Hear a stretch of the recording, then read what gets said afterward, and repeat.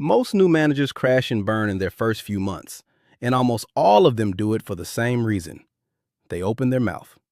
They start barking orders and reminding everyone who is in charge because they think that is how you earn respect. But that does the complete opposite of what they intend.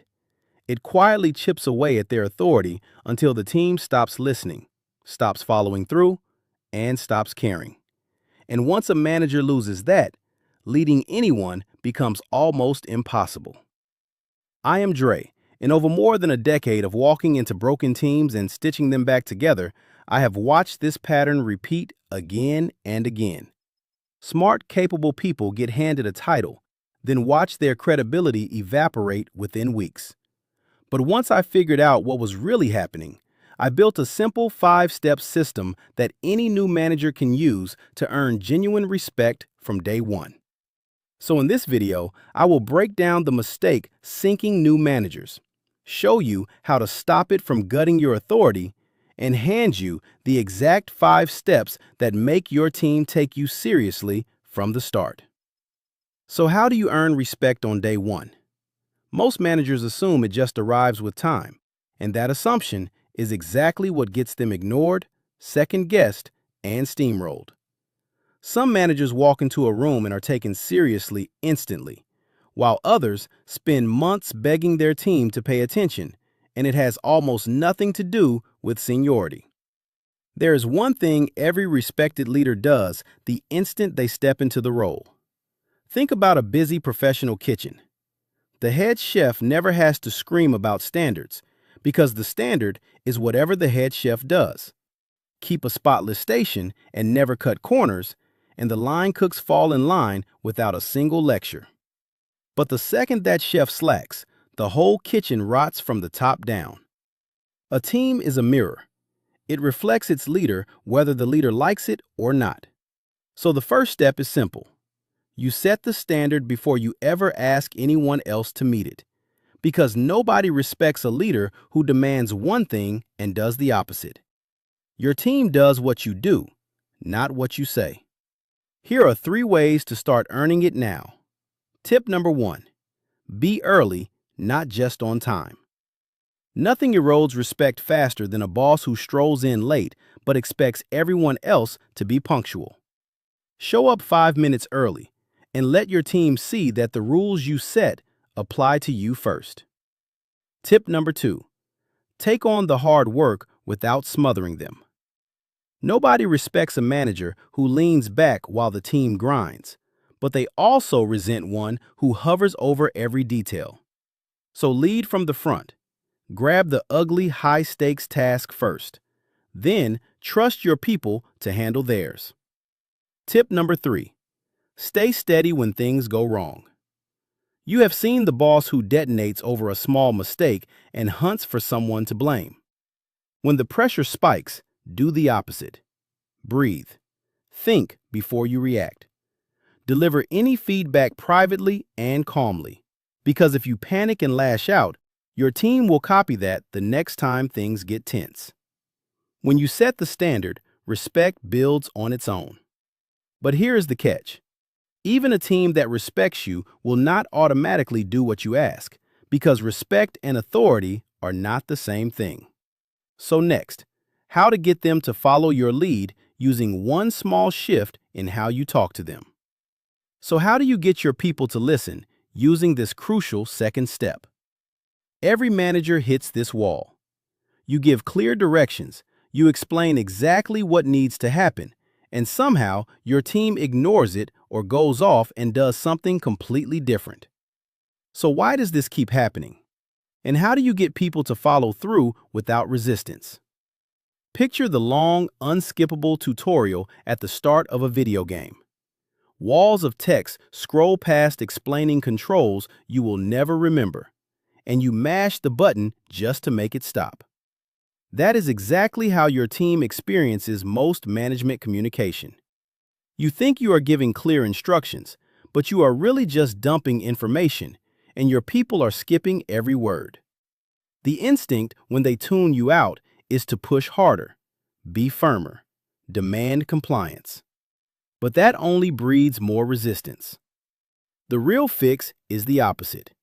You stop talking at your team and start talking with them. People do not commit to what they are told to do. They commit to what they help build. The more ownership someone feels over a decision, the harder they fight for it. So turn instructions into conversations, and here is how. Tip number 1. Lead with a question instead of a command. Rather than announcing, "We have to hit this deadline," ask, "What do we need to do to hit this deadline?" Now they are not being forced into anything. They are part of the solution. Tip number 2. Make their input actually matter. After you explain a change, ask, "What is your read on this? Do you think this will work?" Even when the decision is final, asking makes people feel heard, and people who feel heard follow through, even on calls they disagree with. Tip number 3. Reflect their concerns back. When someone pushes back, they usually do not need to win. They need to feel understood. So say, "What I am hearing is that you are worried about this, and that makes complete sense. Here is why we are still going this direction." That single move dissolves resistance because now they know you genuinely listened. When you stop info dumping and start creating real buy-in, your team will listen. But following your lead in the moment is not the same as following through all week. So how do you keep your team accountable without constantly hovering? That is where the next step comes in, and it is about building a team that polices itself. So how do you get your people to follow through without endless check-ins? Tell me if this sounds familiar. You roll out a new rule, the team starts strong, and by the next week, it has quietly fallen apart. And now you feel like you have to babysit everything. Why? Because most managers enforce accountability the wrong way. They either micromanage every detail or announce rules and never back them up. Think of a chain. It is only ever as strong as its weakest link. It does not matter how thick the other links are, the whole thing snaps at the one spot you neglected. Leadership is the same. Every time you let something slide, make a quiet exception, or enforce a rule for one person but not another, you are weakening a link. None of it collapses the team overnight, but link by link, it gives out until the whole thing breaks. So if you want a team that holds itself accountable, every link has to be solid. Here is how. Tip number 1. Enforce the rules consistently with 0 favorites. Nothing kills accountability faster than special treatment. Hold everyone to the same line, including your top performers. The moment you bend a rule for one person, you lose credibility with everyone else. Tip number 2. Make consequences automatic, with no empty threats.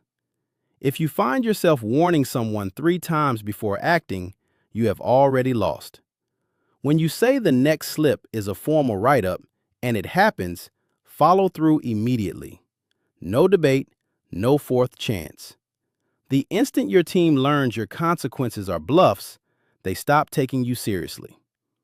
Tip number 3. Stop chasing them and make them own it. If you are constantly circling back to check whether something got done, you have made accountability your job instead of theirs. So instead of asking, "Did you finish this yet?" ask, "What do you need to get this done, and when can you have it ready?" Tell them you will check in midweek, and after that, it is on them to deliver by Friday. That shifts the weight back onto their shoulders. When you build a culture of accountability, your team starts policing itself, so you do not have to. But there is one final piece that ties it all together. Because even if you do everything right, there is a single moment that can wipe out all the respect you have built if you handle it badly. Let me show you what it is and how to flip it into your strongest respect-building tool. So what is the moment we absolutely have to get right? Here is the twist. It is not when your team messes up. It is when you do. No matter how good you are, at some point you will get something wrong. And the only question is what you do next. Most managers handle this terribly and torch their credibility in a single afternoon. But handled right, it is one of the fastest ways to earn even deeper respect. Picture two companies caught in the exact same scandal. The first denies everything, points fingers, and hopes it blows over, and the damage drags out for months.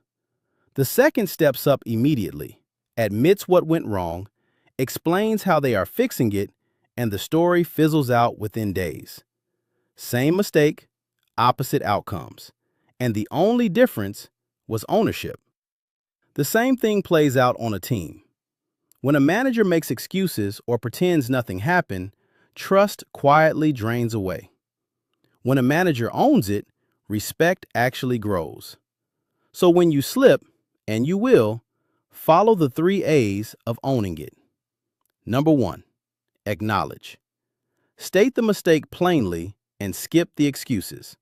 Something like, I misjudged that deadline. That one is on me. Number 2, apologize. Keep it short and professional. I should have handled that better is plenty. What you never want is to spiral into, I am the worst boss alive, and turn it into a pity party that forces your team to comfort you. Number 3, action. Show exactly how you will prevent a repeat. Something as simple as, here is what we are changing so this does not happen again.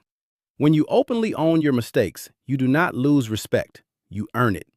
But there is one final step, and it is the one that makes every other step work 10 times harder. Because respect is not just built in the dramatic moments. It is built in how you show up every ordinary day. So what is the single most important step to lasting respect? Think back to the best boss you ever had. What made them great? Their technical skill? Their resume? Their authority? Almost certainly not. The best leaders are the ones their people will run through a wall for. The deepest respect has nothing to do with being the smartest person in the room. The best boss you ever had probably could not outskill everyone, but they knew their people.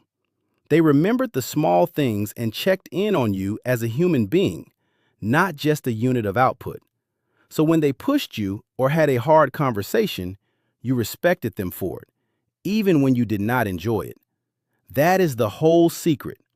People do not follow bosses. They follow leaders who clearly care. Most managers get this wrong. They either try to be everyone's best friend and lose all authority, or stay cold and distant and lose all trust. The best leaders hold the balance. They are not pushovers, but they genuinely care. And when your team feels that, respect turns into loyalty. Here is how you build it. Tip number 1, get to know your people beyond the work. Pay attention to the small details and actually listen. Ask, how did your daughter's game go this weekend? Or, weren't you working on a side project? How is that going? Those tiny moments build trust faster than any speech. Tip number 2, recognize effort, including the small wins. People want to be seen, and most managers only notice what goes wrong. Call out the quiet wins too. Say, I saw how you handled that client. That was sharp. Or, you have been putting in extra work lately and it shows. A simple acknowledgement from a manager carries more weight than people realize. Tip number 3, be fair, firm, and consistent. Caring does not mean letting things slide. It means holding people accountable precisely because you care. Set a high bar, but make it clear you are on their side. It sounds like, I know you are capable of more than this, and I want to help you get there. That is not punishment, it is investment. And when people know you have their back, even hard feedback lands as a form of respect. But here is the real problem. Even if you nail all 5, time is your biggest enemy. Because who actually has the hours to know their people, build trust, and enforce accountability flawlessly while drowning in meetings, deadlines, and a to-do list that never ends? So if you feel too buried to become the leader you want to be, Watch this video next, where I break down a simple system that hands you back hours of your week. If this helped, subscribe so you do not miss it, and I will see you in the next one.